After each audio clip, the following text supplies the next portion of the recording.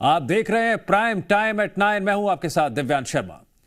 कोलकाता की सड़कों पर घमासान मचा हुआ है। बीजेपी और टीएमसी के समर्थक एक दूसरे से भिड़ते नजर आ रहे हैं, लेकिन इस पॉलिटिकल लड़ाई में डॉक्टर बेटिया को इंसाफ का मुद्दा कहीं खोसा गया है। प्रदर्शन में हिंसा की तस्वीरों ने डॉक्टर्स की मांग की लड़ाई को हाईजैक कर लिया है और इससे सवाल उठ रहे हैं, क्या डर्टी पॉलिटिक्स में डॉक्टर बेटिया की जस्टिस की आवाज खो ना जाए।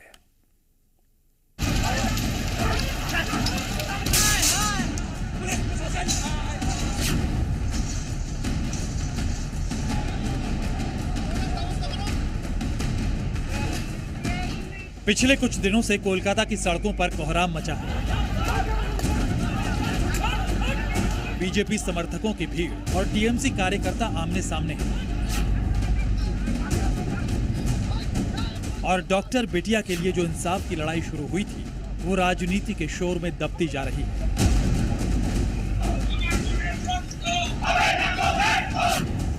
पश्चिम बंगाल में डॉक्टर बेटिया के लिए शुरू हुए इंसाफ की लड़ाई अब पूरी तरह से राजनीतिक जंग में बदलती नजर आ रही है।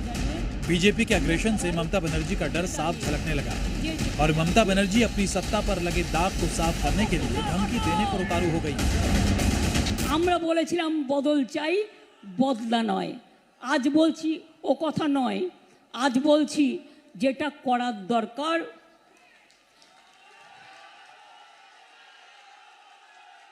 সেটা আপনারা ভালো বুঝে করবেন।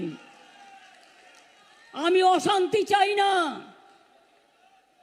কিন্তু কুৎসব প্রচার চক্রান্ত করে যে আপনাকে রোজ কামড়াচ্ছে, আপনি তাকে কামড়াবেন না, কিন্তু ফস্ত করতে পারেন। दोनों दलों की तरफ से एक दूसरे पर वार पलटवार का सिलसिला और तीखा हो चला है। कोलकाता आरजीकर मेडिकल कॉलेज में हुई दरिंदगी के मुद्दे को बीजेपी ममता सरकार के खिलाफ बड़ा हथियार बनाने की कोशिश में है। बीजेपी को ममता के इस्तीफे से कम कुछ भी मंजूर नहीं, तो साथ ही कोलकाता के हालातों के लिए बीजेपी ममता सरकार को ही जिम्मेदार ठहराने से भी नहीं चूक रही। ममता बनर्जी तानाशाह के रूप में है,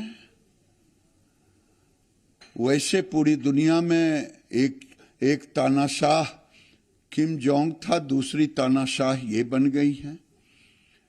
आज ममता बनर्जी को तुरंत इस्तीफा देना चाहिए, परंतु ममता बनर्जी इस्तीफा देने के बदले धमकी दे रही है, बदले की बात कर रही है, बोल रही है पूरे देश में आग लग जाएगी। कोलकाता में डॉक्टर बेटिया के साथ दरिंदगी करने और उस दरिंदगी को छिपाने की कोशिश करने वालों की हर रोज एक नई तस्वीर सामने आ रही है। कोलकाता के आरजीकर अस्पताल की लेडी डॉक्टर की रेप और हत्या मामले में एक और बड़ा सबूत सामने आया, जिसके बाद अब पूर्व प्रिंसिपल संजय घोष की मुश्किल और बढ़ सकती है। इस मामले में मुख्य आरोपी संजय रॉय और आरजीकर अस्पताल के पूर्व प्रिंसिपल संदीप घोष की एक पुरानी तस्वीर सामने आई। तस्वीर में संजय रॉय संदीप घोष का जन्मदिन मना रहा है और केक कट करवा रहा है। ये तस्वीर पुरानी है, लेकिन संदीप घोष के दरिंदे के साथ सेलिब्रेशन की तस्वीर कई सवाल खड़े कर रही है। वहीं दूसरी तरफ सीबीआई ने भी संदीप घोष पर शिकंजा और कस दिया है। सीबीआई पूर्व प्रिंसिपल संदीप घोष की मोबाइल कॉल पर नजर रख रही है और ये पता लगाने की कोशिश की जा रही है कि संदीप ने घटना के बाद किसे कॉल किया, क्या किसी को निर्देश दिया गया, बातचीत के दौरान क्या हुआ था। आरोप कई हैं, सवाल कई हैं, लेकिन इस जघन्य हत्याकांड पर शुरू हुई डर्टी पॉलिटिक्स ने डॉक्टर बेटिया के लिए जस्टिस की आवाज को कमजोर कर दिया है। बीजेपी पर राजनीति करने का आरोप है, तो ममता सरकार की पुलिस पर पूरे मामले में बड़ी लापरवाही का आरोप है। लेकिन कोलकाता की सड़कों पर संग्राम की तस्वीरें उन लोगों को डराने लगी हैं जिन्होंने डॉक्टर दोस्त और डॉक्टर बेटिया के लिए इंसाफ की मांग को बुलंद किया। डर है कि कहीं इंसाफ की लड़ाई बंगाल की सियासी लड़ाई न बन जाए। ब्यूरो रिपोर्ट, जी मीडिया। और अब बात उत्तर प्रदेश की राजनीति की करते हैं, जहां 10 सीटों पर उपचुनाव को लेकर सियासी तापमान लगातार बढ़ रहा है। सीएम योगी आदित्यनाथ ने कल समाजवादी पार्टी और कांग्रेस में जिन्ना की आत्मा के एंट्री की बात कही, तो आज कानपुर से समाजवादी पार्टी के टोपी के रंग पर निशाना साधा। दरअसल सीएम योगी आज कानपुर दौरे पर थे और यहां से कैसे सीएम योगी ने सीसामऊ सीट को साधने की कोशिश की, देखिए रिपोर्ट में।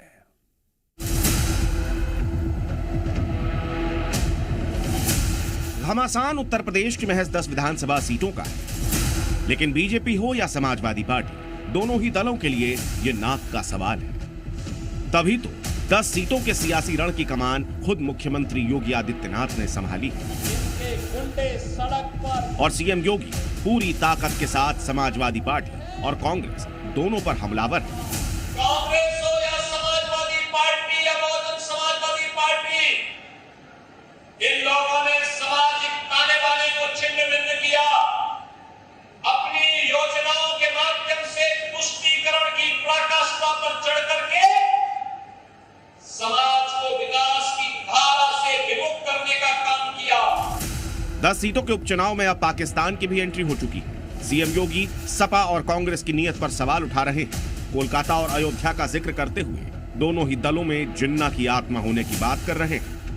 ये सब घटनाएं ये बताती हैं कि कांग्रेस हो या समाजवादी पार्टी, इनके अंदर बहनों भाइयों, इनके अंदर लगता है जिन्ना की आत्मा घुस गई है। यूपी में जिन सीटों पर उपचुनाव होने हैं उनमें से एक है सीसामऊ। कानपुर के इस सीट को अखिलेश यादव और समाजवादी पार्टी का गढ़ माना जाता है।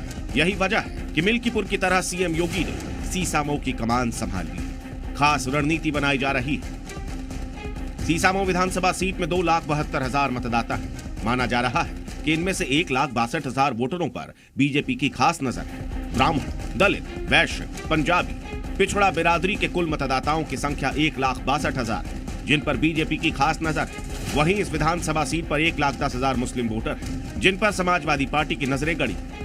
सीसामऊ सीट का समीकरण बताता है कि दोनों ही पक्षों के लिए ध्रुवीकरण का दांव काफी जरूरी है। आज सीएम योगी आदित्यनाथ कानपुर पहुंचे, जहां उन्होंने समाजवादी पार्टी पर जमकर निशाना साधा। समाजवादी पार्टी प्रदेश के अंदर अराजकता पैदा करने की अपनी कुत्सित मंशा से आज भी वह कहीं भी जब भी उसको मौका मिलता है उस अवसर को वो जाया नहीं होने देती है। इसमें कोई दो राय नहीं कि इन 10 सीटों पर होने वाले विधानसभा उपचुनाव का नतीजा उत्तर प्रदेश का सियासी मूड भांपने में काफी मदद करेगा। यही वजह है कि बीजेपी हो या समाजवादी पार्टी, सभी के लिए एक एक सीट का नतीजा काफी अहम हो जाता है। ब्यूरो रिपोर्ट, जी मीडिया। जम्मू कश्मीर में चुनाव की तारीखें जैसे जैसे नजदीक आ रही हैं, वैसे वैसे घाटी में आतंकवाद अपने नापाक मंसूबों को अंजाम देने की कोशिश में जुटा है। लेकिन हिंद के वीरों के सामने आतंकियों के हर पैतरे फेल हो रहे हैं। जम्मू कश्मीर में ऑपरेशन ऑल आउट के जरिए हिंद के टाइगर आतंकियों का सफाया कर रहे हैं और जन्नत कहलाने वाला कश्मीर दहशतगर्दों के लिए जहन्नुम बन गया है।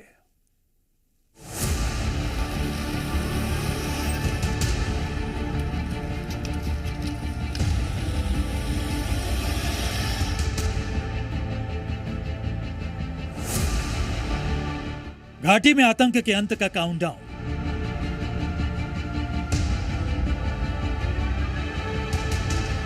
चुनाव से पहले चुन चुन कर मारे जाएंगे आतंकी।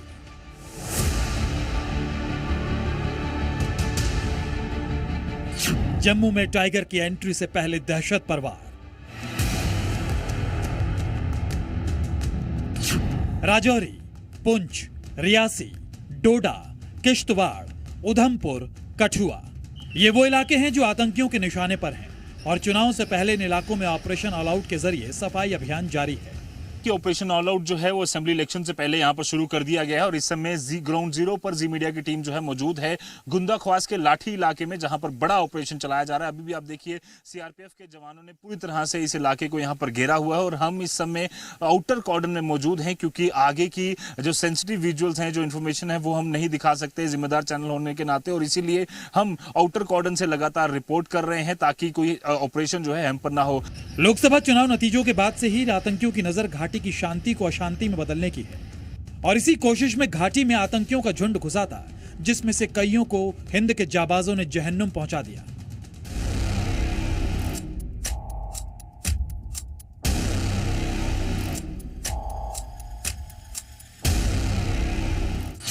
जम्मू कश्मीर के राजौरी में सुरक्षा बलों और आतंकियों के बीच मुठभेड़ जारी है।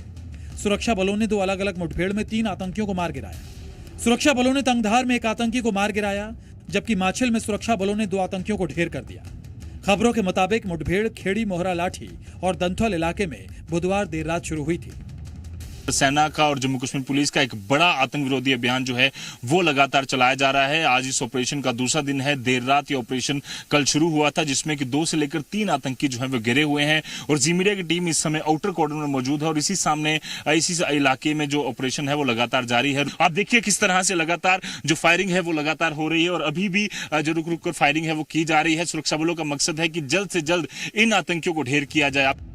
जम्मू कश्मीर में चुनाव की सरगर्मी के साथ साथ पाकिस्तान परस्त आतंक की आमद भी तेज होने लगी है। लोकसभा चुनाव के बाद से ही जम्मू कश्मीर में चुनाव की सुगबुगाहट तेज होने लगी थी। घाटी में आतंक से प्रभावित जिन इलाकों में चुनाव होना है उनमें से पहले फेज 18 सितंबर को डोडा, किश्तवाड़ और अनंतनाग में, दूसरे फेज में 25 सितंबर को राजौरी, पुंछ और रियासी में, जबकि तीसरे फेज में 1 अक्टूबर को कुपवाड़ा, उधमपुर और कठुआ में मतदान कराए जाएंगे। और यही वजह है कि इन सभी इलाकों को आतंकियों ने अपने टारगेट पर ले रखा है।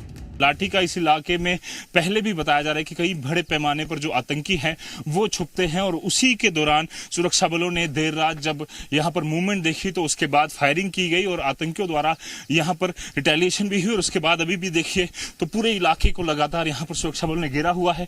बड़े पैमाने पर बख्तरबंद गाड़ियां आप देखिए यहां पर पहुंची हुई हैं और पूरे इलाके को यहां पर इन्होंने घेरा हुआ है। सुरक्षा बलों ने चप्पे चप्पे पर जो है वो निगरानी रखी जा रही है।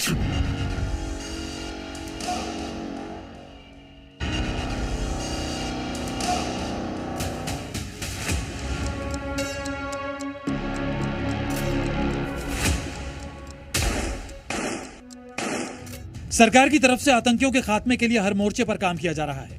इसी कड़ी में आईपीएस अफसर नलिन प्रभात को जम्मू कश्मीर का नया स्पेशल डीजी नियुक्त किया गया। नक्सल और आतंकवाद का शिकार करने में माहिर नलिन प्रभात को टाइगर के नाम से भी जाना जाता है।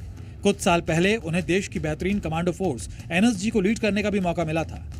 नलिन 1 अक्टूबर से घाटी में अपनी जिम्मेदारी संभालेंगे, तो साथ ही टाइगर की एंट्री के साथ सरकार ने ऑपरेशन ऑल आउट को सील करने का भी बड़ा फैसला लिया है।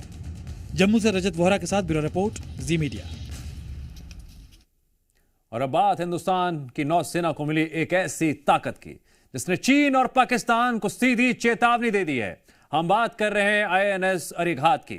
न्यूक्लियर क्लास सबमरीन की खासियत ऐसी है कि समंदर के अंदर से दुश्मन की हर साजिश को नाकाम किया जा सकता है।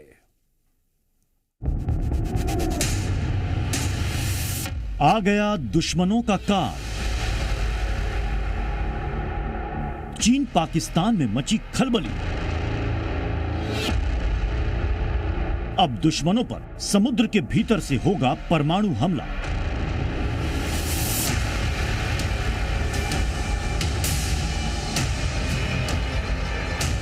सावधान चीन पाकिस्तान, आ गया आईएनएस अरिघात।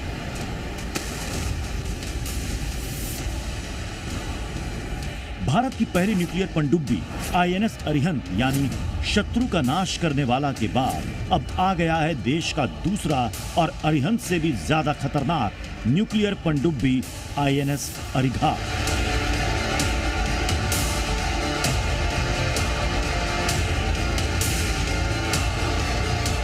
आईएनएस अरिहंत की तुलना में आईएनएस अरिघात ज्यादा आधुनिक और खतरनाक है। अरिघात मेक इन इंडिया की तर्ज पर बना है। इसे विशाखापट्टनम में भारतीय नौसेना के शिप बिल्डिंग सेंटर में advanced technology vessel ATV project के तहत बनाया गया है। अरिघात को 2017 में लॉन्च किया गया था, तब से इसकी टेस्टिंग जारी थी। अब ये सेना में शामिल हो रहा है।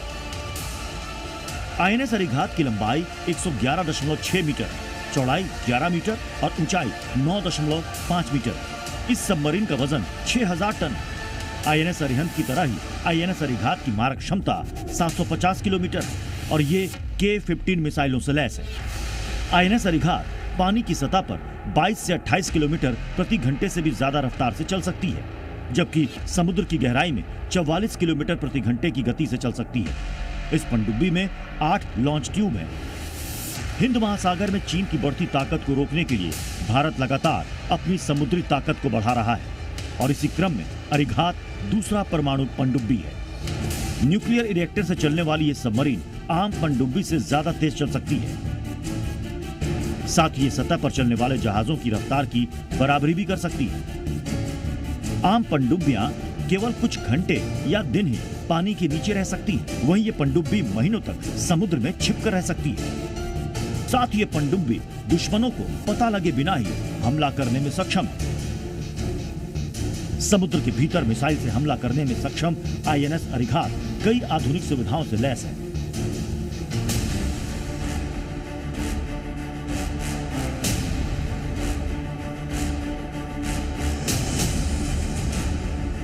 आईएनएस अरिहंत को 2014 में भारतीय नौसेना में शामिल किया गया था। भारतीय नौसेना देश की समुद्री ताकत को मजबूत करने के लिए अभी 2 और न्यूक्लियर पनडुब्बी को तैयार कर रही है, जो साल 2035-36 तक बनकर तैयार हो जाएगी।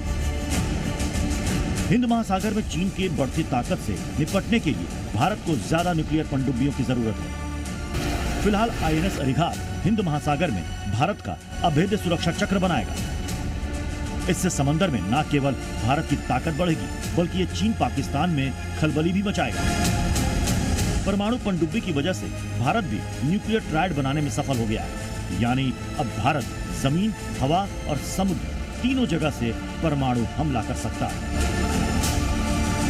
ब्यूरो रिपोर्ट, जी मीडिया।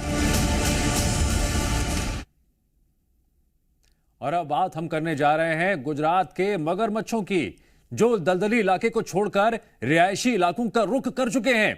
गुजरात के कई इलाके पहले से ही बाढ़ की त्रासदी झेल रहे हैं और अब उन इलाकों में मगरमच्छों की दस्तक ने लोगों की चुनौती बढ़ा दी है, डर बढ़ा दिया है। गुजरात में अगस्त के आदमखोर कैसे बढ़ा रहे हैं लोगों की मुसीबत, देखिए अगली रिपोर्ट में।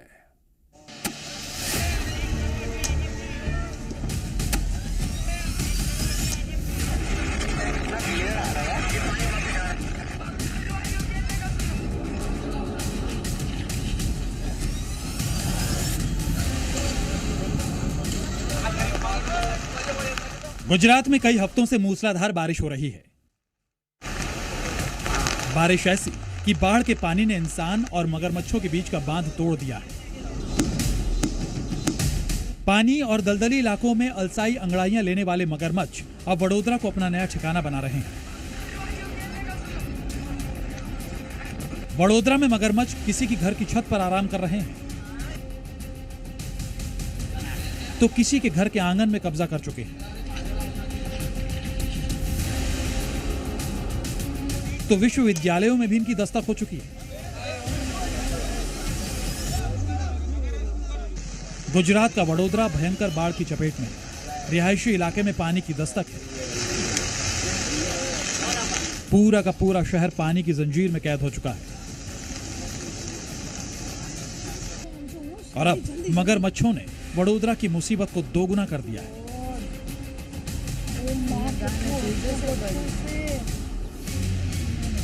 सबसे पहले वडोदरा के महाराजा सयाजीराव यूनिवर्सिटी से आई इन तस्वीरों को देखिए। यूनिवर्सिटी कैंपस में एक साथ 2 मगरमच्छ घुस आए। कड़ी मशक्कत के बाद दोनों ही मगरमच्छों पर काबू पाया गया। दरअसल भारी बारिश के बाद यूनिवर्सिटी कैंपस पूरी तरह से डूब गया था। बाढ़ का पानी तो वापस चला गया, लेकिन 2 मगरमच्छ इसी कैंपस में रह गए। मगरमच्छों की जानकारी वन विभाग को दी गई, जिसके बाद वन विभाग की टीम ने स्थानीय लोगों की मदद से दोनों मगरमच्छों को पकड़ा और फिर ट्रैक्टर की मदद से दलदली इलाकों तक ले गए। वन विभाग की टीम ने दोनों मगरमच्छों को पानी में छोड़ दिया, लेकिन इन दोनों मगरमच्छ की तस्वीरें आने के बाद इलाके में दहशत है। अब जरा वडोदरा से आई एक और तस्वीर देखिए। यहाँ करीब 15 फीट लंबा मगरमच्छ एक घर की छत पर जा फंसा। दरअसल भारी बारिश के बाद यहाँ का जलस्तर तेजी से बढ़ा और ये मगरमच्छ घर की छत पर जा फंसा। पानी का स्तर तो कम हो गया, लेकिन मगरमच्छ इस घर की छत पर ही फंसा रह गया।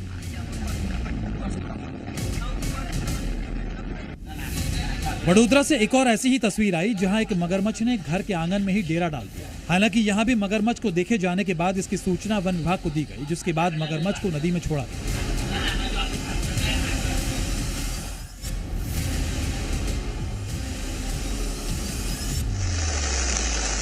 दरअसल अगस्त की शुरुआत से ही गुजरात के कई इलाकों में जबरदस्त बारिश हो रही है। 15 अगस्त के बाद से ही वडोदरा में हालात काफी खराब है। पूरा इलाका जलमग्न है और अब बारिश के साथ साथ मगरमच्छों ने वडोदरा वासियों की मुसीबत को और बढ़ा दिया है। ब्यूरो रिपोर्ट, जी मीडिया।